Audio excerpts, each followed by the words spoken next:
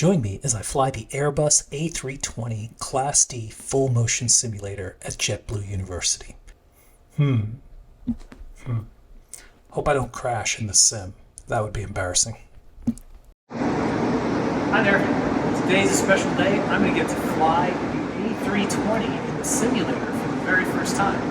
My buddy Carl here, he's a JetBlue instructor, so I'm in good hands here. He's gonna make sure I don't crash or do anything really silly in the plane. We're going to have a lot of fun. I can't wait. This is so much fun doing this for the first time. First time in the jet, right? First time. Awesome. Terrific. Let's go try it out. Let's go jump in the cockpit.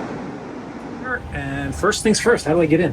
Okay, for you, we're going to go over how to settle in.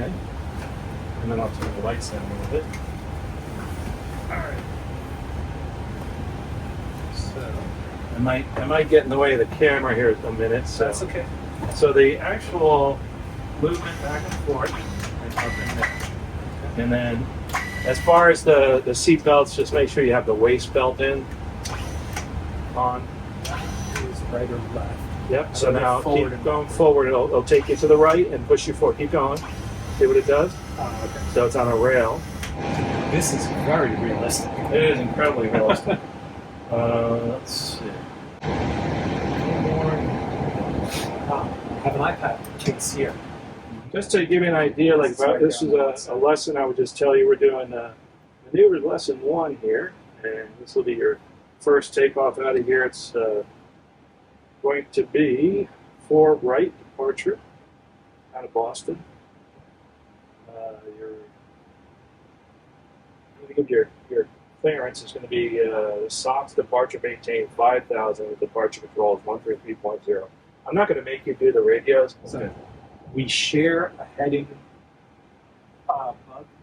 Yes, everything is shared. That's controlled. Except for the screen things are Correct. set. So those are controlling your. shared. So the PFD is on the left, MFD to the right of that.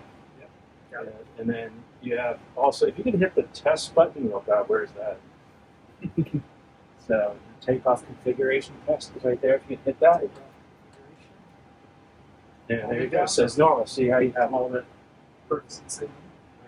And we're just going to go up and fly a little bit, and then I'll ask you what you want to do as far as, maneuvers. So we can go up to 10,000 feet. Now, is he, And then- is he So driving to a tiller or with there's a tiller. You both have one, interestingly enough. this is the tiller right It is on your right and on your left. On this thing? That's it right there. So that's actually your steering wheel. You don't steer with the rudders. Until you're On the runway. Yes, absolutely. Absolutely. The other thing I want to explain to you is as far as controlling he's the going to do differential braking. Yeah, you're probably going to do that at first. JetBlue 10, line of weight, runway 4 right. We just read that back. So take the brake off first, and then don't push in the lever first on the thrust. Just leave it there. Notice it moves forward. Yeah. You usually have enough thrust to start moving. So we're rolling now. The sensation of movement is so real. Yeah. So you're Really actually is. it is. It's absolutely amazing. Use the nose wheel steering. Yeah. So what I say is just start putting it incredibly gradually. So start turning a little bit just to see how it feels. Keep turning. This is about as fast as we go on a turn usually. If you feel like you need to take out some of your steering, don't take much out at all, just a little bit. It's not like a car where you can recenter it. It's very, very light on the touch. Good. Good, good.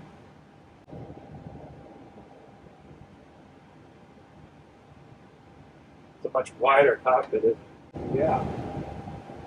Too much there.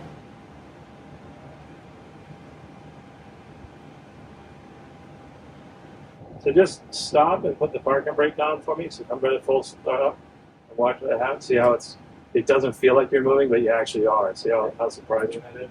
Yeah, so parking brake is on. All right, so I'm going to walk you through this first one here.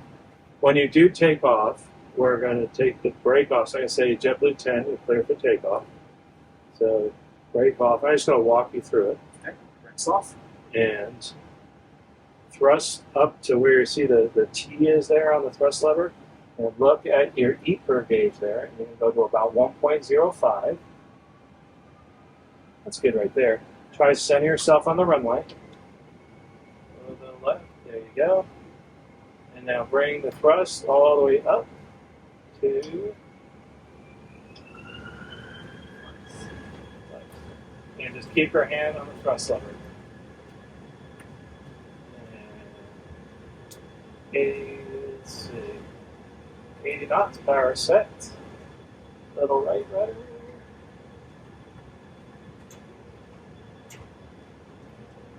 Let's rotate. Okay, I'll tell you when to rotate. You don't look down. You look ahead there. So there's V1. Take your hand off the thrust lever. Rotate. Now bring your nose up about 3 degrees per second. Very slow. Keep coming up. Keep coming up. 3 degrees per second to about 15 degrees up. And then see that flight director? Put the yellow box in that flight director. Positive rate, gear up. That's big gear up. Awesome.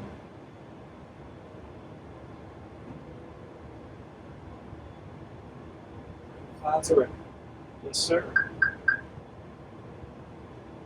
Now, what I want you to do is bring the thrust back to the climb detent. So slowly bring it down. Sorry. Now, where see your yellow box here, your aircraft. Notice how your nose is really high. See the flight director? Yeah, okay. You want to push down to where Box in the front. right. Perfect. See this way. This feels so realistic. Okay, now once you put it in there, you can let go for a second, and you'll see. Now you're a little bit left, of course. So take the side stick and push to the right.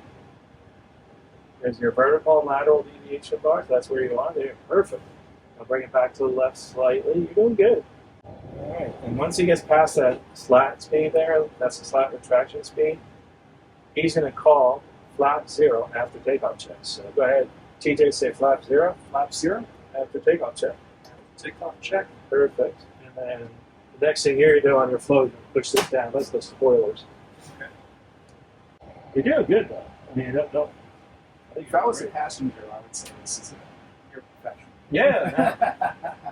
JetBlue 10, climb maintain 10,000. 10,000. Okay, so you're going to go 10,000 feet. And what I'm going to have you do is pull altitude. So pull, that'll be an open climb. And notice on your flight mode enunciator, your FMA, you want to thrust climb. And it says open climb. It'll climb. And it'll climb at 250 knots. So what I want you to do, just to demonstrate, flying this machine and how stable it is, I want you to, if you could, go into a left turn to a heading of 270, and I'm going to ask you to actually put that in there. There you go. So you turn left to 270. And see the altitude's come up a little bit, so push down slightly. Do about a 20-degree bank turn. So that 10 and 20. Now let go of the side stick. What's it doing? It's holding it. Yeah. Isn't that amazing? It is. You're not touching, are you? It is a bit of a slight climb, but if you just nudged it slightly forward with the slight control, that's good. Lift it up. And you're not doing anything. This thing is incredibly stable. If you go past 33 degrees, though, it'll want to roll back to level flight. So I'm going to continue your turn. So what I want you to do is, if you could, give me a 45-degree left turn. It's going to be a little bit tougher, so 45 degree, you may have to get into the turn here. You may have to pitch up slightly, not much, but remember how fast you are. Don't hold the energy. Right? And this just demonstration purpose, so I'll go a little further to about 50 degrees, and then I want you to let go of the side stick and see what happens. Notice it went back to 33 degrees. Yeah. So always go back, right, absolutely go back to 33 degrees. All right, JetBlue 10, climb maintain 13,000. So TJ, select 13,000, and then pull altitude. And what's going to happen is you're going to go into a climb. The thrust is going to start to come up, And you don't have to do anything. So just You're by done. doing that, the thrust Exactly. automatically will Right. adjust. Now notice the trend vector on your airspeed. Now he's going to have to start pitching up to get to that altitude. He's Pitch up about 10 degrees and see what happens. So put that on the 10-degree mark. Always nice fun when people know how to fly. It's easy. See how fast we're climbing? Jeez. Now, all I can say is that it knows when to level off. So just follow the flight director and it's level off. It's almost like partial autopilot. The autopilot is handling If you're, thrust, it's there. and you're FMGC is telling it where it needs to go, and it's following the flight director. Here we go. Just follow that flight director. It's controlling the thrust. Yeah, there it goes. Good job. Try to hold 13,000 when we get there, and it's usually about 2.5 degrees, 3 degrees, nose up. And there you go. And put autopilot 1 on if you could. See, it says AP1 in the center. Don't even have to tell them where it was. And now the autopilot's flying. Yeah, and now the side stick is locked out. It's not locked out. You could overpower it right now. So go ahead and overpower it and see what happens. And the other cool thing is, that's important that it gives you that warning. Why? Because what if you were eating your lunch and you knocked that thing off? Right. Off. You want to know that the autopilot's off. Right. Absolutely. Absolutely. Okay, so this is autopilot. Autopilot 1 off. Now the side stick is kind of locked, but I can Right. Absolutely. I think I could. Let's try to do an approach here, but I want to make sure I do the approach. Can you look up iOS 4 right? iOS 4, right? Rod, descend, maintain 3,000. That's right. And I'm going to let him brief the approach. So while he's briefing it, so one person flies, the other So person you fly, Yeah. brief. So Rod, you've got control. Yes. And 3,000 and pull So I pull the Yep. altitude. altitude. So yeah, absolutely. iOS 4, right? Check speed mode. It says. Yeah. So and the reason it's saying that is that you're actually in selected speed. If you notice, blue is selected, magenta is managed. So push speed. So when you push something in an Airbus, you're giving it to the Airbus. When you pull it, you're giving it to me. So when I pull this, it's going to be open climb. It's coming to me. When I pull the speed, it's mine. When I push it, FMGC is going to manage it. Notice what just happened. Yeah. It went to a managed speed, but actually when we get to 10,000 feet, it's going to slow. Okay. Because we got to go 250, right? Let's see if it works. Usually this first one I do visually, Yeah. just so that you can see it. So we were going to do this visual, see where we are out here. And then the next ones I usually do at a lower visibility. So let me just set this one up as a visual approach. And I get you there a little quicker here. So we're going to let it land, the computer land. We're going to come back around, then I'm going to let you land. Normally, you would never be able to do an approach this slow, by the way. We really slow down early, but purposefully, right? So we can get a feel for what's going on. 2,000. We Yeah, we're so- wrapped into the wind because the wind is coming So from the you- left. Yep, absolutely. When you put gear down. Right about now. Here you're at a marker, so you call gear down, Gear down. and then flaps 3, Flaps 3. and then you're at the next flaps full landing check. There you go. And then if you could arm the spoilers for me, Rod, that's his job. You're flying, and then pull up on that stick. Yes. This right here. Yeah, just pull it up. Now look at your landing memo. That's your landing memo. And this is perfect. Now these spoilers, do we put these in or does it do it all? Nope. No, it'll do it automatically. See on the wheel page at the bottom, your second screen where it says wheels in the center console. Center, yeah, wheels. Those are your spoilers that are going to come out on the top. You can see them come out automatically. The only thing you have to do, right now I'm just demonstrating what a landing looks like. When we land at approximately 30 feet, you would bring your thrust to idle and pitch up 1 degree up to 2 degrees and then land. That's all you need to do.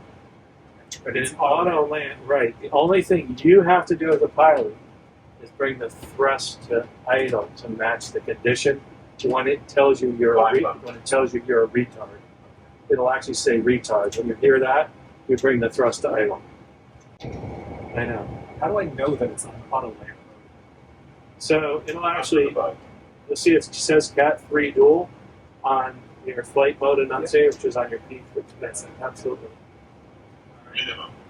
So up there, and just watch it through this flare and touchdown, and then I'm gonna have you do it.